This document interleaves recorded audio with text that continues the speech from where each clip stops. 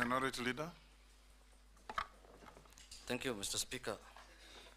Mr. Speaker, I would like to ask the nominee, Professor Abraham, that, Mr. Speaker, Mr. Chairman, he is one of the two people who have been reappointed to the cabinet to the same docket that they were serving previously, the last 2 years.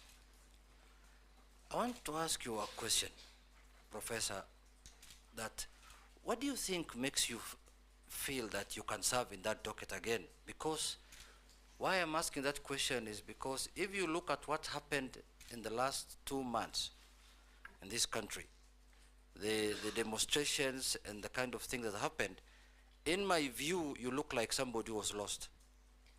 Your presence was not being felt. Your omnipresence was not being felt, if I may say so, because you could see abductions were happening, human rights abuses were happening, but the minister's voice was not being heard in that situation. What do you think, what makes you think that you can serve again in the same docket? But the next question is that you have also seen widely, you have been widely accused the last 2 months or the last 1 year that you've presided over human rights abuses from time you've been appointed CS till last month. Particularly what happened, for example, on 25th of July 2024. And also during the Azimio demonstrations last year. More than 75 Kenyans lost their lives. And last month also, more than 50 Kenyans lost their lives. So there's a feeling that the national police response to protest is stuck in the old way of doing things. So the question is, to what extent do you think ministerial responsibility for the brutality meted on Kenyans by security organs? At what level do you think you can take responsibility for that? What new ways are you going now to do to stop that? So my question is, in spite of all these abuses that have happened, in spite of all the problems that Kenyans have encountered, what is this new idea that you will employ this time if you are approved by this House? Because one of the things we are looking at, Professor, Chairman, is the suitability of the person to hold that office. What makes you think you are suitable in spite of all those problems that you have encountered the last 2 months? Thank you, Chair. Professor, proceed. Thank you, Mr. Speaker, sir, and honorable members. I was in office for 21 months, 623 days. I can account for each and every day of my stay in office. I woke up every day, and my focus has been to ensure that our country is safe. I have risen before dawn every day, including Sundays, and gone to sleep very late, simply because of the demands of our homeland security.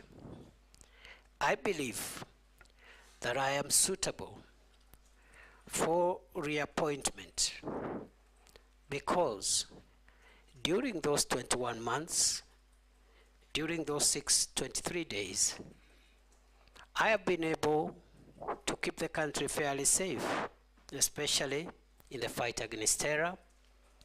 Previously, we had an escalation around 2021-2022 of terror attacks in northern Kenya and the Boni Enclave. And in the past 2 years, approximately, we've had stability in northern Kenya and Lamu. I believe I am suitable, Honorable Speaker, because the crime of banditry has been reduced significantly, in my estimation, by more than 75%, even if pockets of insecurity continue to be experienced. And we do know where the gaps are and what needs to be done to even bring this problem to a complete end. Mr. Speaker, I have visited all the 47 counties, some of the counties numerous times. I've been to Lamu 21 times in 21 months. I've been to Samburu 8 times. I've been to Baringo 13 times. I've been to many other counties. And therefore, I have not been lazy. I've been diligent.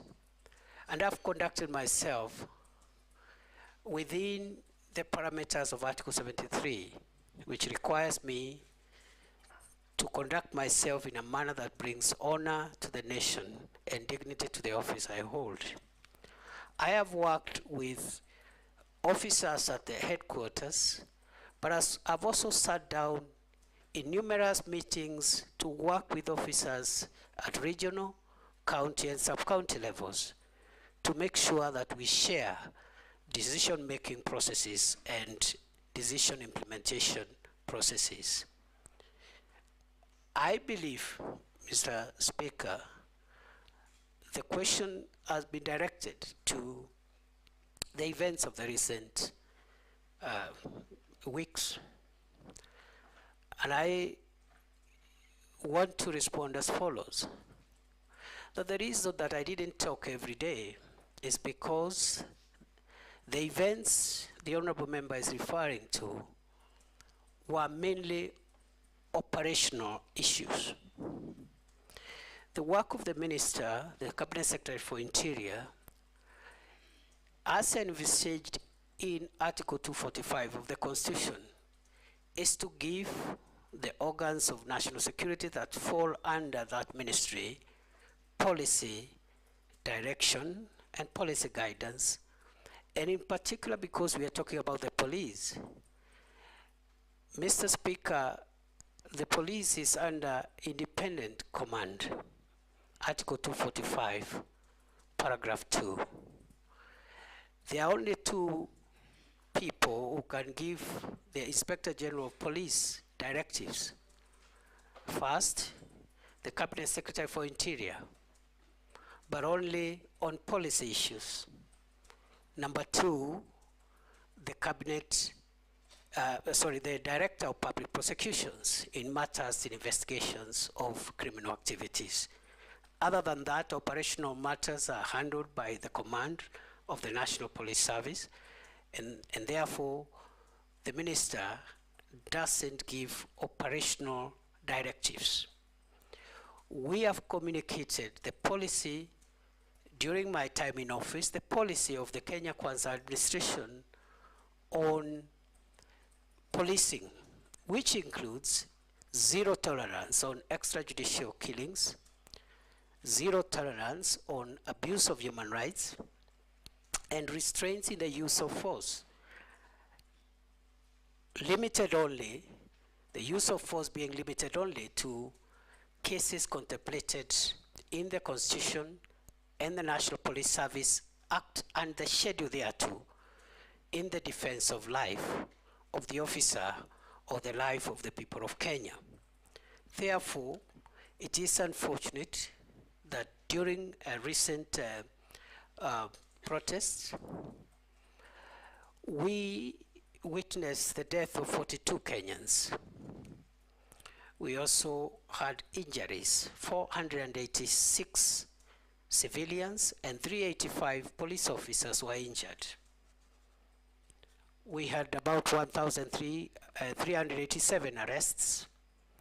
We had 54 police cars destroyed and 110 motor vehicles belonging to the people of Kenya also destroyed in those protests.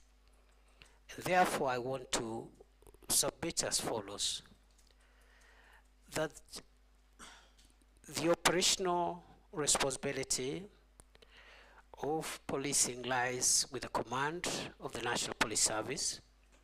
It is my estimation that on a broader scale of things, generally, the police tried their best to protect the country against mobs of criminals, arsonists, and other dangerous people, including those who visited Parliament and wanted to kill parliamentarians and other people. The police did their best.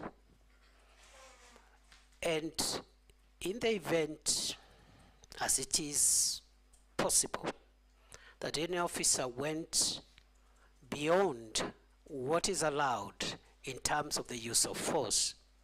It is now the work of the independent police oversight authority and other accountability agencies to help the country to bring to closure the issue of justice for excess use of force.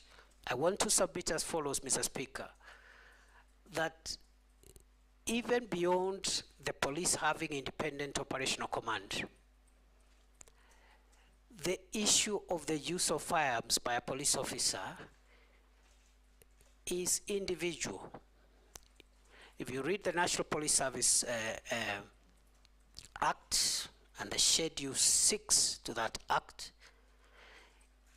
every police officer has individual responsibility on how they use firearms. You cannot, the Inspector General of Police will not be there to tell the police, the officer, shoot this one, don't shoot this one. There will be an operational order that will generally guide the police officer. So the accountability of the IG will be on the operational order, which is publicly available, whether that operational order met the constitutional threshold, but the use of force by individual officers is an individual responsibility issue. Other than that, I commend generally those officers who tried their best in very difficult circumstances to help the country come to terms with what happened, and hope and will see to it, if I am reappointed, that the accountability for those who violated the law is pursued conclusively. I submit.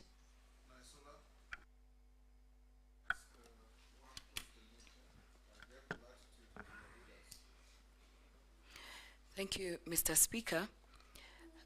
This question will just require yes or no. So then I'll be able to